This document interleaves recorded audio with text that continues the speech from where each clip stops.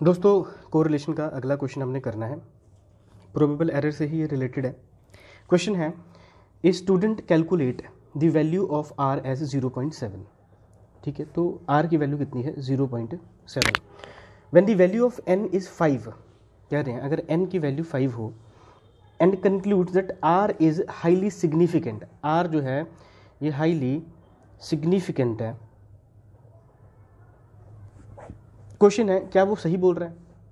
कह रहा है आर की वैल्यू अगर कोफिशिएंट ऑफ कोरिलेशन का 0.7 है, एन की वैल्यू 5 है, आर हाईली सिग्निफिकेंट है। अब ये जो स्टेटमेंट है आर इज हाईली सिग्निफिकेंट है, अब ये करेक्ट है कि इनकरेक्ट है ये हमने फाइंड आउट करना है। देखिए जब आप थ्योरी रीड करते हैं प्रोबेबल एरर का, तो वहाँ पे एक पॉइंट आता है जहाँ पे हमें पता चलता है कि आर की वैल्यू सिग्निफिकेंट होगी या नहीं होगी, हमें कैसे पता चलेगा। तो देखो एक चीज़ हमने याद रखना है कि आर की वैल्यू, अगर आर की वैल्यू ठीक है ग्रेटर देन 6 टाइम्स हो, ग्रेटर देन 6 टाइम हो as compare with probable error, तो ये हाईली सिग्निफिकेंट होगा। बस ये हमने इन्फॉर्मेशन याद रखना है। ठीक है, अगर ये कंडीशन अगर फुलफिल हो रहा है तो ये स्टेटमेंट बिल्कुल सही होगा। ठीक है, तो हमने सबसे पहले फाइंड आउट क्या करना है, हमने फाइंड आउट करना है प्रोबेबल एरर, और फिर उसको हम कंपेयर करेंगे आर की वैल्यू के साथ में, तब हमें आइडिया होगा कि ये जो स्टेटमेंट है कि आर की वैल्यू हाईली सिग्निफिकेंट है ये ठीक है कि नहीं है। ठीक है, तो यहाँ पे हम क्या करेंगे, सबसे पहले प्रोबेबल एरर फाइंड आउट करेंगे। तो प्रोबेबल एरर का फॉर्मूला क्या होता है, 0.6745 को मल्टीप्लाई करते हैं 1 माइनस आर स्क्वायर के साथ में, डिवाइड करते हैं अंडर रूट एन के साथ में। ठीक है, तो 0.6745 as it is, 1 minus R की वैल्यू कितनी है 0.7। ठीक है, तो इसका हमने स्क्वायर करना है, डिवाइडेड बाय एन की वैल्यू कितनी है 5, तो इसका रूट। ठीक है, इसको सॉल्व अगर हम करें 0.6745 एज इट इज़, 1 माइनस 0.7 का स्क्वायर कितना होगा 0.49। ठीक है, डिवाइडेड बाय रूट 5। ऐसे ही 0.6745 एज इट इज़, 1 में से अगर 0.49 अगर माइनस करें तो बचेगा 0.51 डिवाइडेड बाय रूट 5।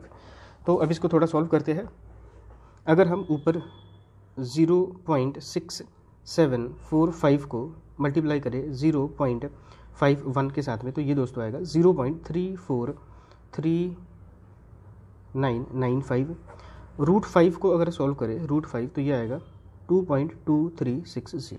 ठीक है, अब हम डिवाइड करते हैं 0.343995 को डिवाइड अगर हम करें 2.2360 के साथ में, तो ये आएगा 0.15। ठीक है, ये 0.15 हम लिख देते हैं यहाँ पे। अब हम देखते हैं कि ये जो स्टेटमेंट है कि जो वैल्यू है आर की वो हाईली सिग्निफिकेंट है कि नहीं है, हमें कैसे पता चलेगा।